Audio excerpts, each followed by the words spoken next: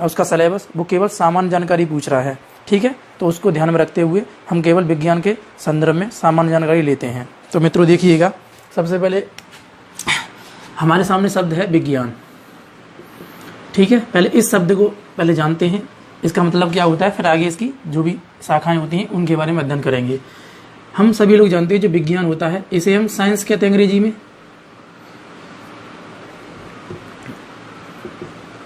Science के नाम से जानते हैं, राइट। जो साइंस शब्द है, पहले मैं इसको साइंस को ही पहले थोड़ा जान लेते हैं। जो साइंस शब्द होता है इसकी जो उत्पत्ति हुई है मित्रों, वो शब्द है साइंसिया, साइंसिया शब्द है, ठीक है। इस साइंसिया शब्द से उत्पत्ति हुई है जिसका अर्थ होता है जानना, जिसका अर्थ क्या होता है, जानना, मतलब टू नो, टू नो, ठीक है। किसके बारे में जानना है, तो हम यहाँ पर देख सकते हैं जानना किसके बारे में, तो हम कहते हैं पदार्थ, पदार्थों के बारे में जानना, पदार्थों के बारे में, विभिन्न उपकरणों के बारे में, नई नई वस्तुओं के बारे में, वस्तुओं के बारे में, नए नए आविष्कारों के बारे में, नए नए आविष्कारों के बारे में, ठीक है, इत्यादि। ये सभी चीजें होती हैं वो सब किसके अंतर्गत आती हैं, विज्ञान के अंतर्गत आती हैं। सीधे सीधे आपको ध्यान रखना है कि जब भी हम पदार्थ के बारे में जान रहे होते हैं तो वो किसके अंतर्गत आएगा, विज्ञान के अंतर्गत आएगा। जब भी हम किसी उपकरण के बारे में जानने होते हैं तो वो भी क्या आएगा, वो भी विज्ञान के अंतर्गत ही आएगा। दूसरा, यहाँ पर नई नई वस्तुएं या नई नई खोजों के बारे में या नए नए आविष्कारों के बारे में जब भी हम कभी भी जानते हैं तो वो सभी जो होती है वो सब विज्ञान के अंतर्गत आता है। ऐसा हम सामान्य जानकारी ले सकते हैं। दूसरा, हमने एक चीज़ पढ़ी हुई है कि विज्ञान जो शब्द होता है उसका मतलब होता है विशेष ज्ञान या विशिष्ट ज्ञान, यानी विशिष्ट ज्ञान को ही विज्ञान कहते हैं। या किसी भी पर्टिकुलर, हमने एक चीज़ देखी है यहाँ पर कि विशिष्ट ज्ञान किसका हो सकता है, तो हमने एक चीज़ देखी, मूर्त जो वस्तुएं होती हैं उनका क्या होता है, उनका ही क्या होता है, विशिष्ट ज्ञान होता है। कैसे, मूर्त का मतलब दिखाई देने वाली वस्तुएं, दिखाई देने वाली वस्तुएं क्या होती हैं, इन दिखाई देने वाली वस्तुओं पर क्या होता है, प्रयोग संभव होता है। अगर प्रयोग संभव होगा तो प्रयोग संभव होने के बाद में इनका कुछ न कुछ निष्कर्ष निकलता है, और निष्कर्ष निकलता है तो हम इसलिए यहाँ पर बोल रहे हैं कि पदार्थों, मान लीजिए कोई वस्तु, ऐसे मान लीजिए मैंने बोला फैन है, ठीक है, पंखा है, और इस पंखा क्या है, पंखा एक कोई ना कोई मूर्त वस्तु है, दिख रही है, इसका प्रयोग संभव है और निष्कर्ष भी हमारे सामने है। प्रयोग किया होगा तो ये दिख रहा होगा, उसका निष्कर्ष क्या है, ये हमें हवा देता है, इससे हमें क्या होता है, कंफर्ट महसूस होता है। ऐसा हम कह सकते हैं इसके अंतर्गत। ऐसे ही ये सभी वस्तुएं होती हैं जिसमें हम क्या करते हैं, विज्ञान के बारे में जानते हैं। तो ये तो हमारे सामने सामान्य इसका परिचय रहा विज्ञान के अंतर्गत। अब यहाँ पर विज्ञान जो शब्द है, इस विज्ञान जो शब्द है इसका जनक और विज्ञान का जनक कौन है, तो विज्ञान का जनक और विज्ञान शब्द का जनक, राइट, कौन है, तो एक ही व्यक्ति है जिसका नाम है अरस्तु। कौन है, अरस्तु विज्ञान का जनक है, आपको ध्यान रखना है। दूसरा एक शब्द यहाँ पर ऐसे बन सकता है कि जो मॉडर्न साइंस है, मॉडर्न साइंस, इस मॉडर्न साइंस का जनक कौन है, तो मॉडर्न साइंस का जो जनक है वो है गैलीलियो। ये आपको ध्यान रखना है, गैलीलियो मॉडर्न साइंस का जनक है। इतना आपको इसके बारे में थोड़ा थोड़ा ध्यान रखना है। अब आगे बात करते हैं, चूंकि जो साइंस होती है इसके कई सारे भागों में डिवाइड किया गया है इसको, तो हम उन्हीं को अध्ययन करते हैं, समझते हैं। सामान्य तौर पर अगर हम देखें तो जो विज्ञान है इसको हम 3 भागों में बांट करके अध्ययन कर सकते हैं, ठीक है, 3 भागों में डिवाइड करके हम इसका अध्ययन कर सकते हैं। पहला तो हमारे सामने रहता है भौतिक विज्ञान, भौतिक विज्ञान जिसे फिजिक्स के नाम से जानते हैं, ठीक है। दूसरा हमारे सामने आता है रसायन विज्ञान जिसे हम केमिस्ट्री के नाम से जानते हैं, ठीक है, राइट। उसके बाद में हमारे साथ जो तीसरा चरण रहता है इसके अंतर्गत वो रहता है जीव विज्ञान। जीव विज्ञान को हम बायोलॉजी के नाम से जानते हैं। ये हमारे सामने 3 चरण हैं। वर्तमान में अगर हम देखें तो 4 भागों में इसे बांट सकते हैं। साइंस एवं टेक भी इसके अंतर्गत आ सकता है, लेकिन साइंस एवं टेक हम इसमें अभी नहीं पढ़ रहे हैं, केवल हम 3 चरणों में इसको अध्ययन कर रहे हैं। तो पहले इन तीनों को सामान्य जानकारी लो, फिर पर्टिकुलर अलग अलग इनको पढ़ेंगे। तो सबसे पहले हम जानते हैं भौतिक के बारे में, फिर रसायन के बारे में, फिर जीव के बारे में। तो पहले हम देख लेते हैं जो भौतिक विज्ञान है इसके बारे में थोड़ी सामान्य जानकारी लेते हैं। भौतिक शब्द जो आ रहा है और अंग्रेजी में इसको फिजिक्स कह रहे हैं। फिजिक्स जो शब्द है इसकी जो उत्पत्ति हुई है वो ग्रीक भाषा के फ्यूसिस नामक शब्द से हुई है। फ्यूसिस नामक शब्द से इसकी उत्पत्ति हुई है, ठीक है। फ्यूसिस जिसका जो अर्थ होता है, फ्यूसिस शब्द का जो अर्थ होता है वो होता है नेचर, मतलब प्रकृति। क्या होता है? प्रकृति। अब यानी कि हम ये कह सकते हैं कि भौतिक विज्ञान में हम प्रकृति के बारे में पढ़ते हैं, लेकिन प्रकृति में देखा जाए तो प्रकृति के भी स्वरूप होते हैं। कौन कौन से विभिन्न स्वरूप हैं? तो इसको हम दो स्वरूपों में डिवाइड कर सकते हैं। प्रकृति में हमें मुख्य रूप से देखा जाए तो एक तो हमें द्रव्य मिलता है जिसे हम पदार्थ के नाम से जानते हैं, और दूसरा हम कह सकते हैं ऊर्जा, ठीक है। तो हम यहाँ पे ऐसे मान सकते हैं जो ये पदार्थ होते हैं और जो ऊर्जा होती है, तो पदार्थ और ऊर्जा का यानी पदार्थ जो ऊर्जा होता है इस ऊर्जा के विभिन्न स्वरूप होते हैं, ऐसे मान लीजिएगा विभिन्न स्वरूप। इन विभिन्न स्वरूपों का अध्ययन है ना पदार्थों के साथ जोड़ करके, इनकी अन्योन क्रियाओं के साथ जोड़ करके, अन्योन क्रियाओं के साथ जोड़ करके जब भी अध्ययन किया जाता है तो वह विज्ञान की कौन सी शाखा होती है? तो विज्ञान की वो भौतिक विज्ञान की शाखा होती है, ठीक है। ये आपको ध्यान रखना है। यानी कि सबसे पहले देखिए, मैंने आपसे बोला कि भौतिक विज्ञान को फिजिक्स कहते हैं। फिजिक्स की उत्पत्ति फ्यूसिस नामक शब्द से हुई है। फ्यूसिस नामक शब्द जो है उसका जो अर्थ है वो क्या है? नेचर है। नेचर मतलब प्रकृति। प्रकृति जो है वो मुख्य रूप से देखा जाए तो दो तरह से काम कर रही है, एक द्रव्य के रूप में कर रही है, एक ऊर्जा के रूप में कर रही है।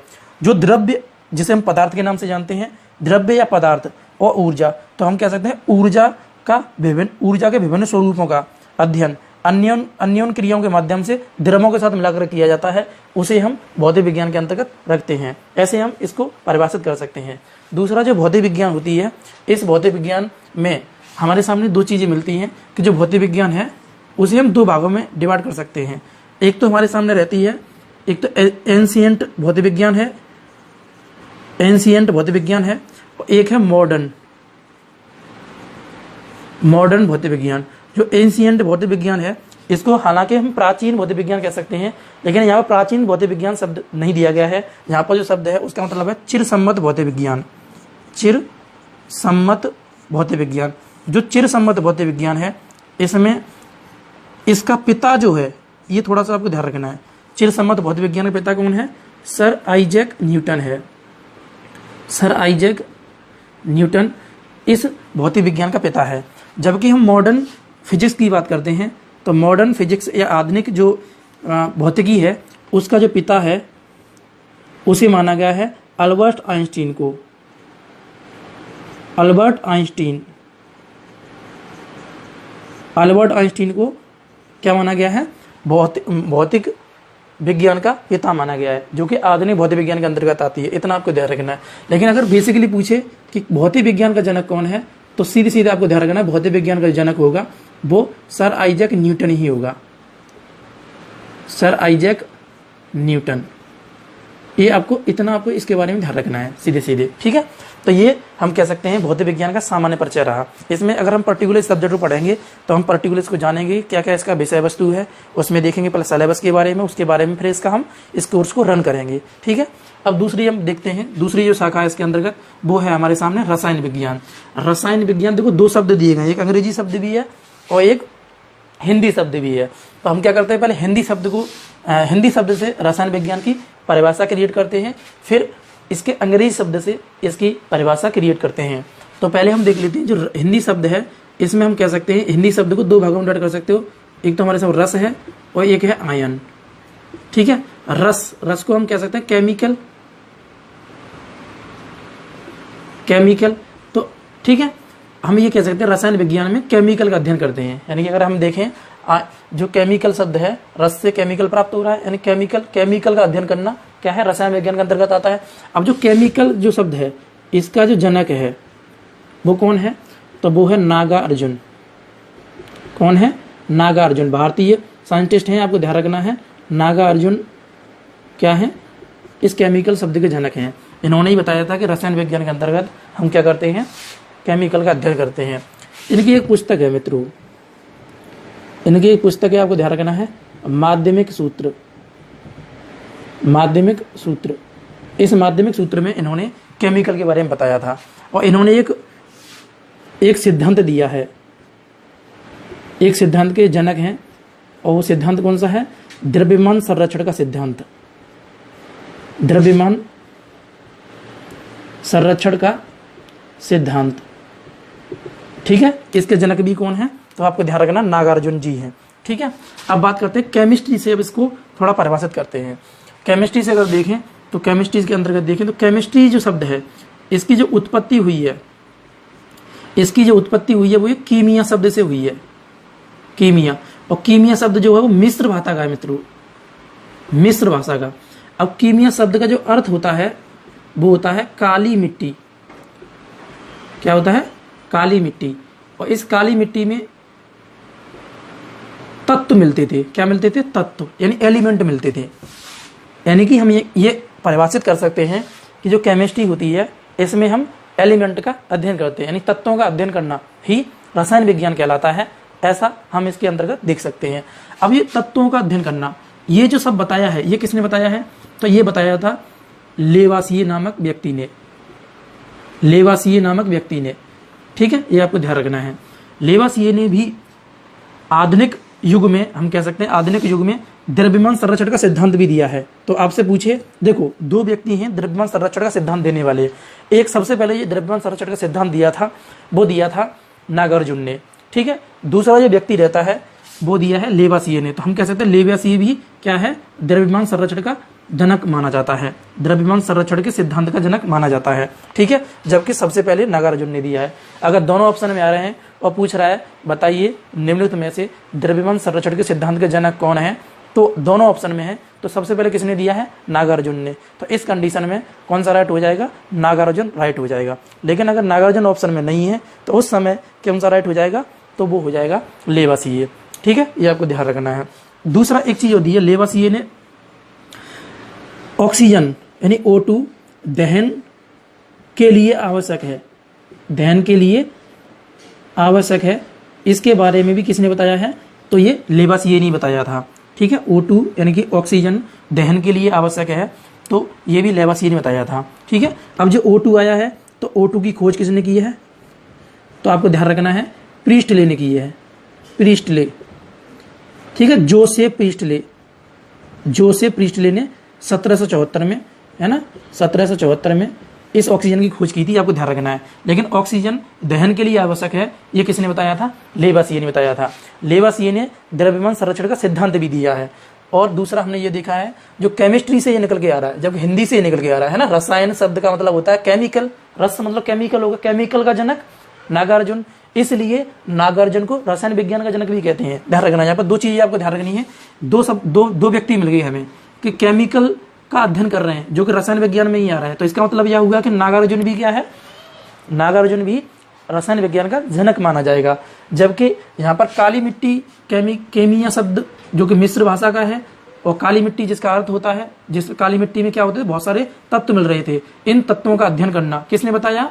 किसने बताया? लेवासिए ने बताया। यानी तत्वों का अध्ययन करना ही क्या कहलाता है? केमिस्ट्री कहलाता है या रसायन विज्ञान कहलाता है। तो ये भी हमारी परिभाषा राइट रहेगी, ठीक है।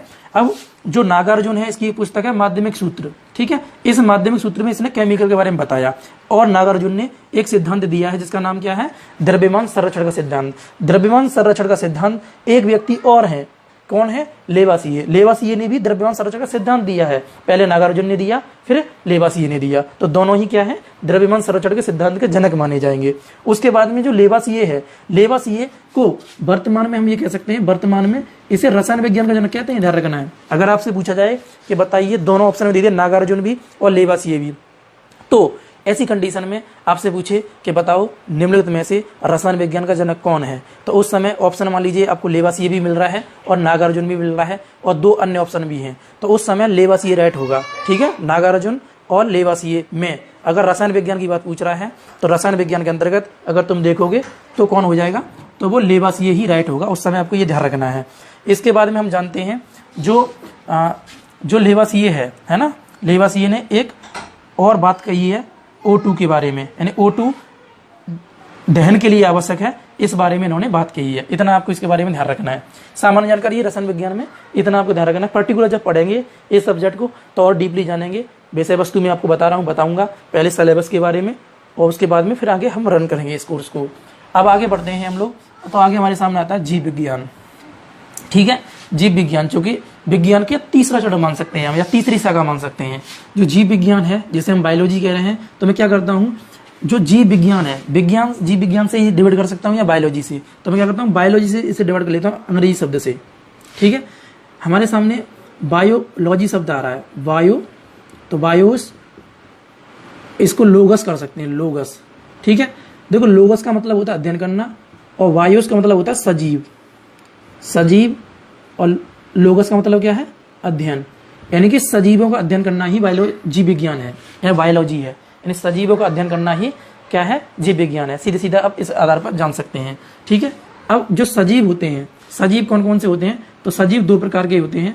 कौन कौन से हैं, एक तो सजीव है जंतु, एक सजीव होते हैं हमारे सामने पादप। ठीक है, पादप या जंतु। जो जंतु होते हैं इसे हम जूलॉजी के नाम से जानते हैं। जूलॉजी नाम सुना होगा, जूलॉजी यानी जूलॉजी। ठीक है, जूलॉजी। और जो पादप होते हैं इसे हम बॉटनी के नाम से जानते हैं, इसे हम बॉटनी के नाम से जानते हैं। जो जूलॉजी शब्द है या जूलॉजी जो जंतु कह रहे हैं हम, इस जंतु विज्ञान का जो पिता होता है और जो पादप विज्ञान है इसका जो पिता होता है, इन दोनों को आपको ध्यान रखना है। जूलॉजी का जो पिता होता है वो अरस्तु है। कौन है, अरस्तु है। और जो बॉटनी शब्द है यानी बॉटनी का जो पिता है वो कौन है, थियोफ्रेस्टस है, थियोफ्रेस्टस। ये बॉटनी का पिता माना जाता है। ठीक है, इनको आपको ध्यान रखना है। अब जो अरस्तु है, इस अरस्तु ने एक पुस्तक लिखी है इसमें जीव विज्ञान में, जिसे जूलॉजी कह रहे हैं।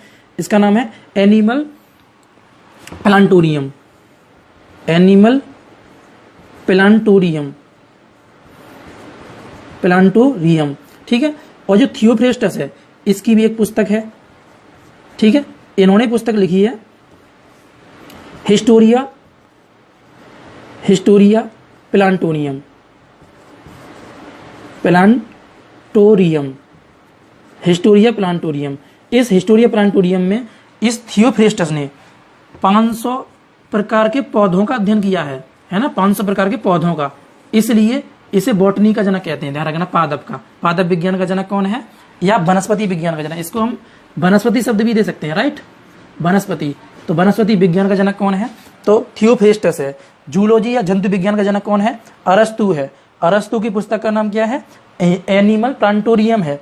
थियोफ्रेस्टस की पुस्तक का नाम क्या है, हिस्टोरिया प्लांटोरियम है। हिस्टोरिया प्लांटोरियम में थियोफ्रेस्टस ने 500 प्रकार के पौधों का वर्गीकरण किया है और उनका अध्ययन किया है। इसलिए जो बॉटनी है या जो वनस्पति विज्ञान है उसका पिता माना जा रहा है, किसको, थियोफ्रेस्टस को।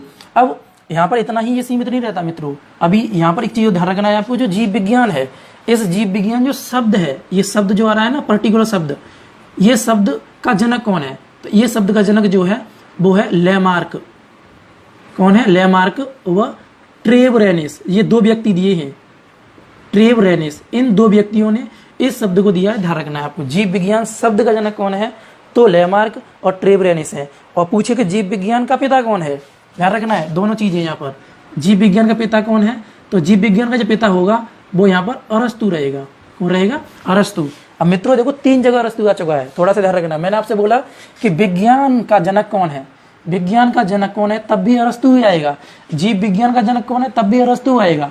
और सजीव में 2 हटा था, जंतु विज्ञान का जनक कौन है, तब भी अरस्तु ही आ रहा है। देखो 3 जगह आ रहा है, ध्यान रखना है। ठीक है, मैं रिपीट करता हूँ एक बार पुनः, आप देखिएगा।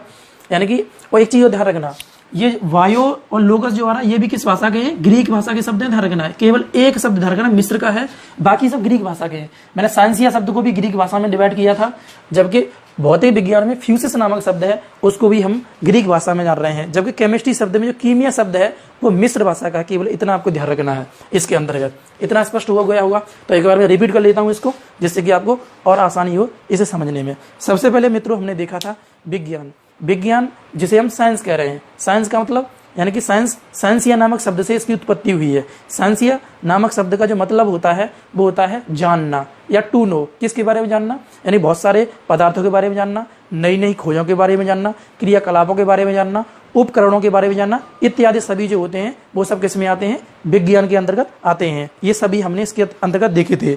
अब आगे हम देखते हैं जो विज्ञान है, इस विज्ञान का जनक कौन है? तो मैंने आपको बताया था कि कौन है? अरस्तु है। दूसरा एक क्वेश्चन ऐसे बनता है कि जो विज्ञान होती है, इस विज्ञान में आधुनिक विज्ञान भी जोड़ा हुआ है, यानी मॉडर्न साइंस का जनक कौन है? तो मॉडर्न साइंस का जो जनक है वर्तमान में वो कौन है मित्रों? गैलीलियो है। ये आपको ध्यान रखना, गैलीलियो मॉडर्न विज्ञान का जनक माना जाता है। दूसरा हमने ये देखा है कि जो विज्ञान है इसको कई सारे भागों में डिवाइड किया गया है। मुख्य रूप से देखा जाए तो हमने 3 भागों में इसे डिवाइड किया है और इन 3 भागों में डिवाइड करके हम विज्ञान विषय का अध्ययन कर रहे हैं। तो जो विज्ञान है भौतिक विज्ञान में, रसायन विज्ञान में और जीव विज्ञान में से डिवाइड किया गया है। जो भौतिक विज्ञान है, जो रसायन विज्ञान है, जो जीव विज्ञान है, इनको पर्टिकुलर अगर हम देखें तो इसमें जो सामान्य जानकारी रहती है इसकी, जैसे हमने बात की भौतिक विज्ञान की, तो भौतिक विज्ञान मतलब फिजिक्स कह रहे हैं। फिजिक्स मतलब फ्यूसिस नामक शब्द से इसकी उत्पत्ति हुई है। फ्यूसिस जो शब्द है वो ग्रीक भाषा का है। फ्यूसिस जो शब्द है उसका मतलब क्या होता है? प्रकृति होती है, नेचर होता है। नेचर मतलब नेचर में 2 तरह की चीजें पाई जाती हैं, एक तो पदार्थ है, एक ऊर्जा है। पदार्थ मतलब द्रव्य, ऊर्जा यानी कि ऊर्जा के विभिन्न स्वरूपों का प्रयोग अन्योन्य क्रियाओं के माध्यम से पदार्थों के साथ रिलेट करके जब अध्ययन करते हैं तो हम उसे भौतिक विज्ञान के अंतर्गत रखते हैं। यहीं पर हमने देखा था जो भौतिक विज्ञान है उसका जनक कौन है पर्टिकुलर, तो हमने देखा था कि न्यूटन भौतिक विज्ञान का जनक माना जाता है। उसी प्रकार से अगर हम देखें तो जो भौतिक विज्ञान है इसको अगर थोड़ा सा और जाए अंदर, तो सामान्य जानकारी के हिसाब से ही बता रहा हूँ, तो उसमें हमने देखा था कि जो इसको एक एंशिएंट फिजिक्स भी कह रहे हैं, एक मॉडर्न फिजिक्स भी कह रहे हैं। जो एंशिएंट फिजिक्स है उसका जनक जो है वो सर आइजैक न्यूटन है, जिसे चिरसम्मत भौतिकी के नाम से जान रहे हैं। उसके बाद हमने देखा था कि जो दूसरी मॉडर्न फिजिक्स है, जिसको हमने देखा है कि जो मॉडर्न फिजिक्स है उसका जनक कौन माना जा रहा है, तो अल्बर्ट आइंस्टीन को हमने देखा है। यानी अल्बर्ट आइंस्टीन जो आधुनिक भौतिक विज्ञान का जनक माना जा रहा है। इस आधार पर हमने भौतिक विज्ञान में केवल सामान्य परिचय देखा। जब इसे हम देखेंगे तो अन्य हम डीपली जानेंगे जब इसे प्रारंभ करेंगे तब। दूसरा हमने रसायन को देखा, तो रसायन को हमने 2 तरह से डिवाइड किया, एक तो रसायन यानी हिंदी शब्द से, दूसरा हमने अंग्रेजी शब्द से। रसायन को हमने रस में डिवाइड किया। रस का मतलब केमिकल होता है, केमिकल का अध्ययन करना ही रसायन विज्ञान है। किसके अनुसार है? नागार्जुन के अनुसार है। जो केमिकल का जो पिता है वो किसे माना जा रहा है? नागार्जुन को माना जा रहा है। ऐसा हमने देखा था। नागार्जुन की पुस्तक है माध्यमिक सूत्र। इस माध्यमिक सूत्र में नागार्जुन ने द्रव्यमान संरक्षण के सिद्धांत का वर्णन किया है और इन्होंने बताया है उसके बारे में। इसलिए ये क्या है? जो प्राचीन भौतिक विज्ञान, प्राचीन जो रसायन विज्ञान है उसका क्या है? जनक माना जा रहा है। ठीक है, ऐसा हम कह सकते हैं। दूसरा अगर हम इधर देखें तो हमने केमिस्ट्री जो शब्द है, हिंदी अंग्रेजी शब्द जो है केमिस्ट्री, इसकी उत्पत्ति जो हुई है केमिस्ट्री शब्द की वो हुई है कीमिया शब्द से। कीमिया का अर्थ होता है काली मिट्टी, और काली मिट्टी में क्या मिलते हैं? तत्व मिलते हैं। ये बताया है लेवासिये ने। इसलिए हम कह सकते हैं कि लेवासिये भी क्या है? रसायन विज्ञान का जनक है। लेवासिये ने भी क्या किया है? द्रव्यमान संरक्षण का सिद्धांत दिया है, प्लस इसने O2 दहन के लिए आवश्यक है, ये भी इन्होंने बताया है। इस आधार पर हमने इसको अध्ययन किया। उसके बाद मैंने आपको बताया है कि जीव विज्ञान, जो कि इस विज्ञान का तीसरा चरण माना जाता है। इस तीसरे चरण में जीव विज्ञान में हमने देखा कि जो जीव विज्ञान है उसे बायोलॉजी कह रहे हैं। जीव विज्ञान शब्द जीव और विज्ञान डिवाइड करेंगे उस आधार पर। तो जो बायोलॉजी से हम इसको देख लेते हैं, बायोलॉजी को हमने वायोस और लोगस के रूप में देखा है। वायोस जो शब्द है और लोगस जो शब्द है, दोनों ही शब्द किसके हैं? ग्रीक भाषा के हैं। जबकि जो बायोलॉजी शब्द है वो अंग्रेजी का है, ध्यान रखना है। वायोस और लोगस, लोगस का मतलब अध्ययन करना होता है, वायोस का मतलब होता है सजीव। अब सजीव जो होते हैं वो 2 तरह के होते हैं वर्तमान में। कौन कौन से हैं? तो एक तो हमारे सामने पादप है जिसे हम